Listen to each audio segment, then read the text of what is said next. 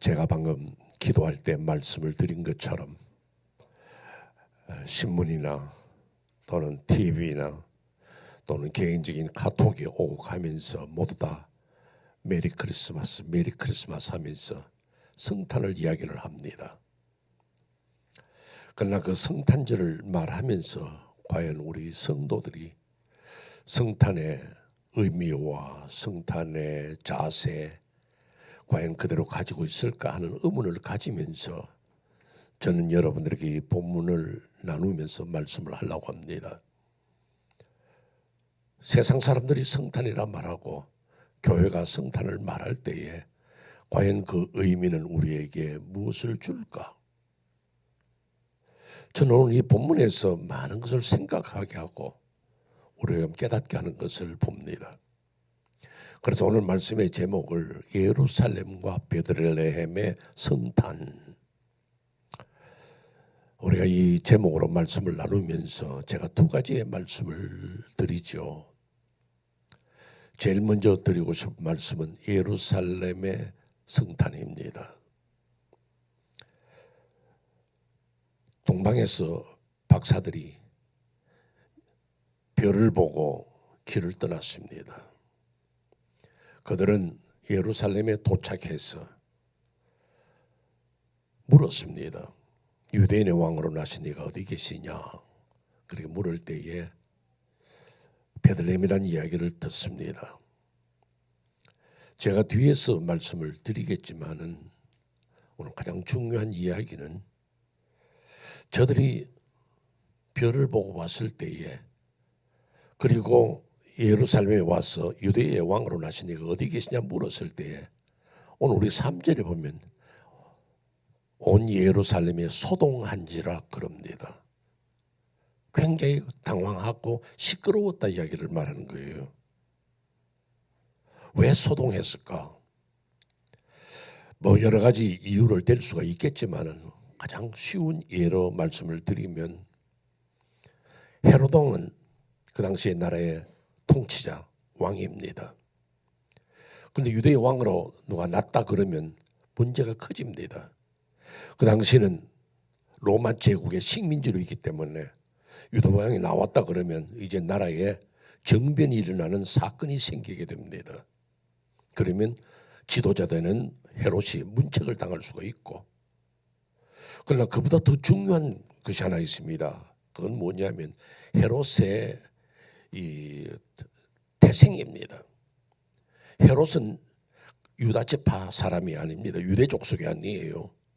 야곱의 형 에서의 후손인 에돔 족속입니다. 그러다가 로마 정부의 비호를 받아서 그가 왕이 되었습니다. 그런데 동방의 박사들이 와서 유대의 왕, 오리지널 유대민족의 왕이 났다 그러니 에돔 족속인 이 헤롯이 당황하지 않을 수가 없습니다. 그런데 나라는 무너지는가? 나는 왕위에서 쫓겨나는가? 그러니까 당황하고 소동할 수밖에 없었다는 이야기죠. 그것이 가장 중요한 이야기입니다. 그리고 그 당시에 신앙적인 지도자를 말하는 제사장이나 서기관의 무리들도 당황합니다. 저들은 예수의 오심을 성경을 통해서 많이 배웠습니다. 메시아가 온다, 메시아가 온다 배웠는데 막상 딱 부닥치니까 자기들이 문제가 생깁니다. 지금까지는 자기는 헤롯과 또는 로마 정부나 어디를 향해서도 아보하고 자기들의 사리 사욕을 채우면서 지금까지 지내왔습니다. 나중에 예수님께서도 그들을 지적했지만은 저들은 너무너무 부패했습니다. 그런 상황 속에서 예수가 나셨다, 유대의 왕이 새롭게 나셨다 들을 때 우리는 어떻게 할고? 이제는 자기들 앞에 주어진 것이 심판밖에 없고 자기들에게 주어진 형벌밖에 없다 생각도 얼마나 무서운지 모릅니다. 그런데 중요한 것은 뭐냐면 저들은 동방에서 온 박사들이 유대의 왕이 났다는 그 소식을 듣고도 어느 누구도 베들레헴인 줄 알면서도 베들레헴에 간 사람은 없었습니다. 이게 문제예요. 진정으로 예수 그리스도 오심을 우리가 알고 있다면 우리가 얼마나 경배하는 마음, 찬양하는 마음, 감사하는 마음이 있느냐 이거죠. 그냥 우리가 카톡을 보면 전부 메리 크리스마스 합니다. 뭐 번역 그대로 하면 기쁘다 주님 오셨네, 그 이야기죠. 그러나 과연 우리들이 예수의 오심을 알고 내 마음이 베들레헴으로 가고 경배하고 주의 오심을 생각할 때에 주께서 하신 말씀에 따라서 나는 그리스도인답게 살아가느냐 하는 그 이야기를 여러분에게 말씀드리고 싶은 거예요. 우리가 성탄절 주님 오셨다 그 외치는 게 중요한 게 아니에요. 주께서 이 땅에 오셔서 우리에게 말씀을 나타내셨을 때에 우리는 그 말씀대로 순종하며 살아갔느냐 이거죠. 자, 우리가 이 땅에 태어났습니다. 아버지 어머니 날 태어나게 해주셔서 감사합니다 하지요. 그러나 부모의 말씀에 순종하지 아니하고 말씀대로 살아가지 않으면 나를 낳았던 부모는 그 가슴에 상처를 안습니다. 예수님 이 땅에 오셨습니다. 할렐루야. 우리를 위해서 오셨네요. 오시면 뭐해요? 우리는 그 말씀대로 살지를 않는데. 제가 성탄절에 이 예루살렘의 성탄절을 보면서 헤롯이나 유대의 신앙적인 지도자들이 이론적으로는 예수가 베들레헴에서 나타난 걸 알면서도 아무도 가지 않았다는 거, 이것을 여러분에게 먼저 말씀을 드리는 겁니다. 달라스 신학교에 교수로 계셨던 핸드릭슨이라는 박사가 계세요. 그분은 이런 말씀을 합니다. 하나님은 어떤 사람에게 감동을 하시는가? 거룩한 삶을 사는 사람 감동하시느냐? No. 왜? 하나님 자신이 거룩하기 때문에 감동 안 한다는 거죠. 그러면 하나님은 성경 구절을 많이 아는 사람을 보고서 감동하시느냐? No. 왜? 하나님은 자신이 성경의 저자이기 때문에 이론적으로 아는 것 관심 없다는 거죠. 그러면서 핸드릭 박사는 그 말합니다. 하나님은 어떤 사람에게 감동하시는가? 그것은 성경 말씀 한 구절을 알고 그 말씀대로 행하는 사람에게 감동하신다, 그 말합니다. 여러분이 하나님을 감동시키고 싶습니까? 그러면 여러분들이 주일날 설교를 듣고 집에서 성경을 읽은 그 말씀 한 구절을 부여잡고 그 말씀대로 살라고 몸부림을 치고 그 말씀대로 행하다가 어려운 일이 부닥친다 할지라도 끝까지 달려갈 수 있는 신앙이 되어보시기를 바랍니다. 그분들에게는 날마다 성탄절이 되는 거예요. 오늘만 성탄절 아니에요. 내일도 여러분이 하나님의 말씀을 듣고 지켜 행한다면 그날이 바로 성탄절. 나는 베들레헴으로 가고 있다는 거예요. 날마다 베들레헴으로 갈 줄 아는 성도 되시기를 주 이름으로 축원합니다. 오늘만 성탄절이 아니라 내일도 모레도 내 일평생이 주의 말씀에 따라 살아가는 성탄절 되시기를 주의 이름으로 다시 한번 축원합니다. 그 다음에 두 번째, 베들레헴의 성탄에 대해서 말씀을 드리겠습니다. 베들레헴의 성탄절은 두 부류가 나타납니다. 하나는 목자요, 하나는 동방에서 온 박사들입니다. 누가복음 2장에서는 천사들이 목자들, 밤에 양떼를 치는 목자들에게 나타나서 구주가 나시다 말하고 가서 보라 말합니다. 그때에 이 목자들은 바로 갑니다. 이것이 마치 제가 처음에 말씀드린 예루살렘의 성탄절을 지키는 사람들은 가지 않았던 것과 대조된다 이 말이에요. 그들은 천사의 이야기를 듣고 마구간으로 가서 예수를 영접했더라. 예수에게 감사했고 찬송을 하고 온 거예요. 바로 움직이는 거. 이것이 바로 성탄절이에요.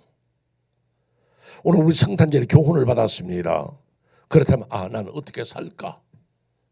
그걸 생각하고 그 말씀대로 살겠다는 결단을 하고, 이게 성탄절이라니까요. 다른 나라 성탄절 아니에요.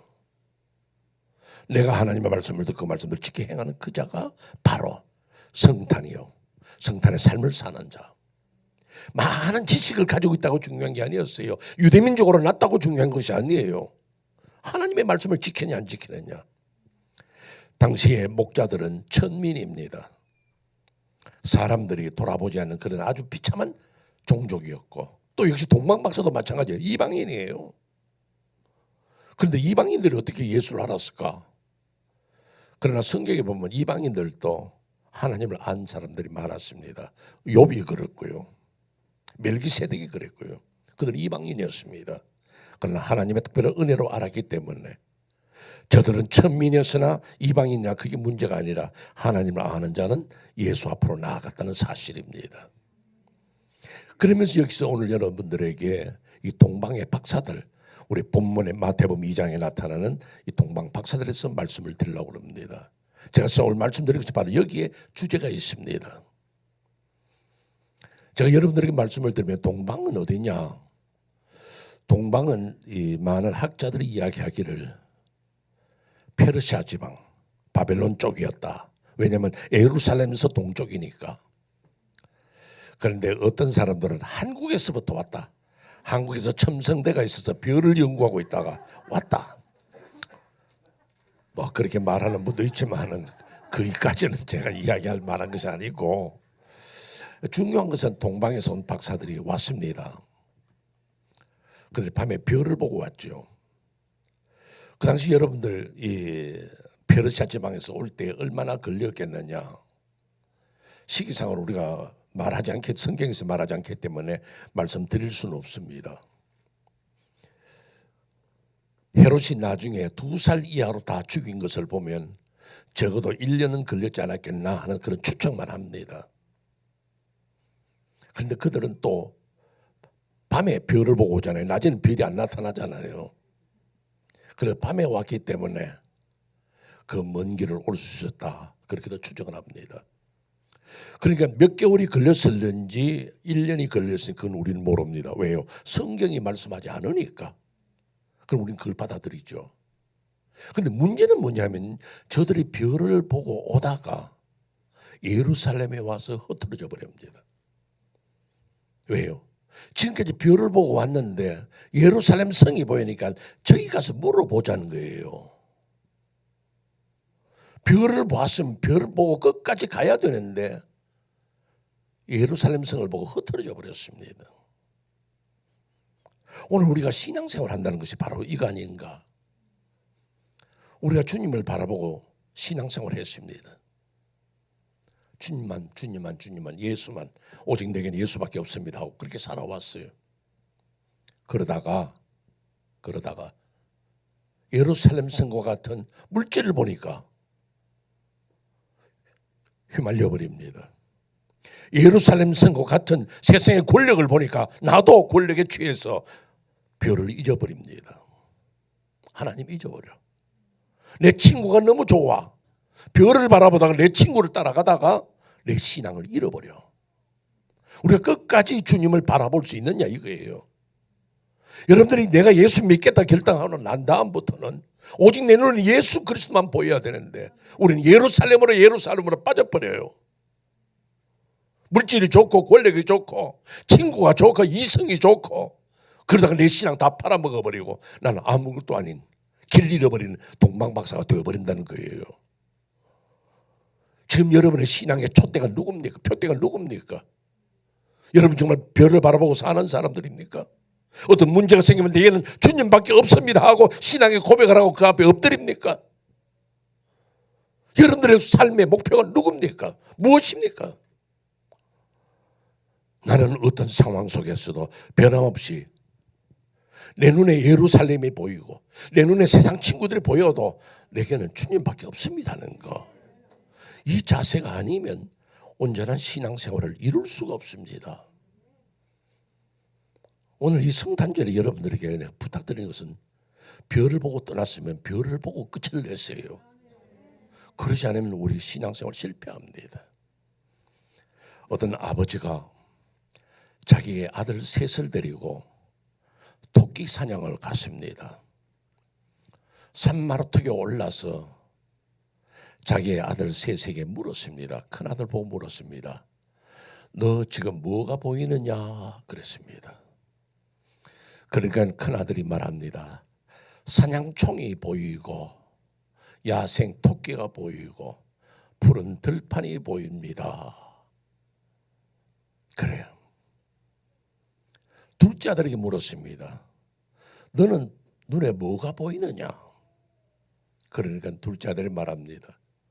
아버지가 보이고 형님이 보이고 동생이 보이고 야생 사냥총이 보이고 야생 토끼가 보이고 푸른 들판이 보입니다. 그래.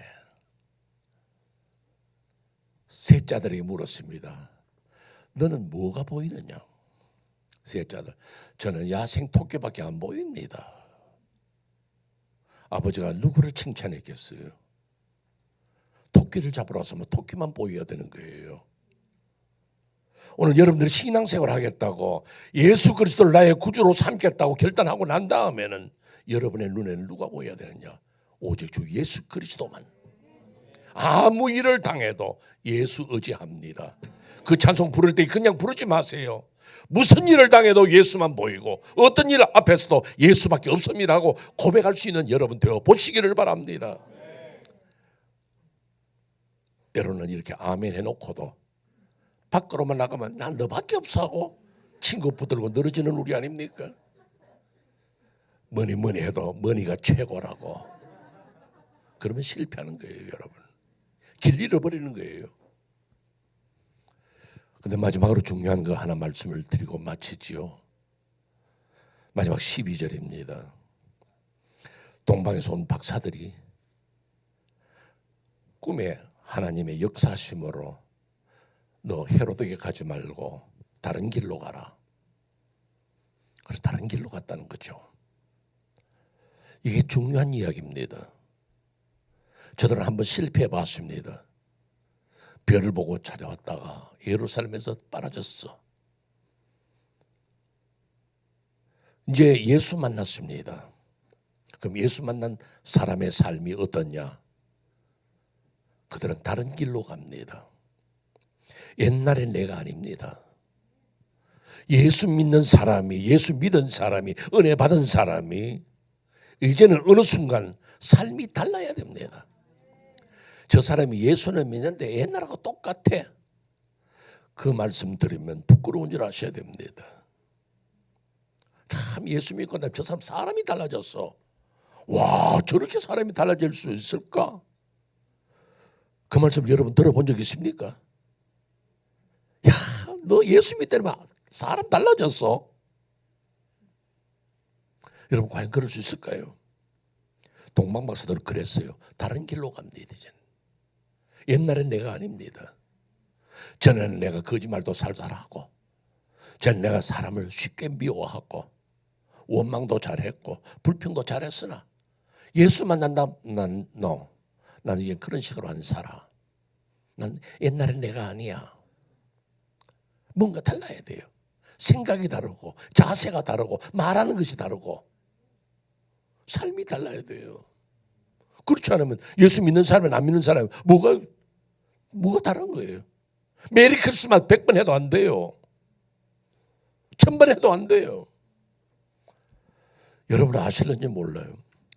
구세군의 창시자라고 말하는 윌리엄 부스. 원래 그분이요 전당포 주인이었어요. 그러다 예수를 만났습니다. 예수 믿게 됐어요. 그런데 그 마음에 뜨거움이 있어서 전도를 다녔습니다. 만나는 사람마다 전도하는데 하루는 길거리에서 술 취한 사람 만났어. 그래서 그 사람 붙들고 당신 이렇게 살면 안 됩니다. 우리가 다 죽으면 천국과 지옥이 있는데 이렇게 살면 지옥 갑니다. 이렇게 살지 마십시오 하고 전도를 했습니다. 그러니까 이 술 취한 사람이 빈정대면서 하는 말이 당신이 정말로 천국과 지옥이 있는 것을 확신한다면 이렇게 전도하지 않아요. 나 같으면 더 적극적으로 전도했을 거요. 그 말에 윌리엄 부스가 크게 충격을 받았습니다. 내가 예수를 믿고 천국과 지옥을 확신하는데 내가 이렇게 전도하는 이게 뭐가 달라? 뭔가 달라야 그리스도인다운데 옛날같이 똑같이 그렇게 내가 행동하고 있다면 오늘 우리는 진짜 그리스도인인가? 성탄절은 아까 말씀드린 것처럼 매일매일이 성탄절입니다. 어떻게 해요? 오늘 내가 들은 하나님의 말씀을 이 말씀에 따라서 내가 과거의 습관을 버리고 과거의 자세를 버리고 새로운 길을 갈 때에 나는 성탄절인 거예요. 동방의 박사들이 방향을 바꾼 거예요. 여러분의 삶도 그렇게 바꿔 보시기를 바랍니다. 달라지기를 바랍니다. 성탄절이 메리 크리스마스로 끝나는 것이 아니라 내 삶이, 내 삶의 자세가, 내 기도의 자세가 완전히 달라져서 오직 주님만을 바라보는 그런 동방박사 같은 그런 귀한 주의 종들이 되시기를 주의 이름으로 축원합니다.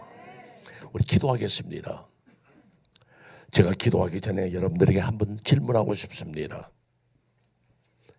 묵상하면서 조용히 들어보시기 바랍니다. 여러분은 정말로 하나님을 믿으며 성탄절을 기뻐하는 성도들입니까? 메리 크리스마스하고 친구에게 악수 한번 나누는 게 성탄절 아닙니다, 여러분. 여러분들이 예수 그리스도를 나의 별로 바라보고 살았다면 이제는 삶의 자세가 나에게는 별밖에 없습니다. 주님밖에 없습니다 하고 주님 앞으로 나가야 하는 것이고, 주님 만난 다음에는 여러분의 자세가 달라야 됩니다. 생각이 다르고 말하는 것이 다르고 표현하는 것이 다르고 부모를 향한 자세가 다르고 친구를 향한 자세가 다르고 달라져야 됩니다. 뭐가 달라졌어요, 여러분들? 제가 여러분을 책망하고 싶어 하는 것이 아니라 성탄절을 바로 지키자는 거예요. 이렇게 기도하세요. 주님, 나 예수 만났습니다. 이제는 다른 삶 살게 하여 주옵소서. 뭔가 달라지게 하여 주옵소서. 주여 그렇게 붙들어 주옵소서. 주여 그렇게 달라진 삶을 내가 살게 하여 주옵소서. 우리 다 같이 한 목소리로 주여 외치시고 같이 기도하겠습니다. 주여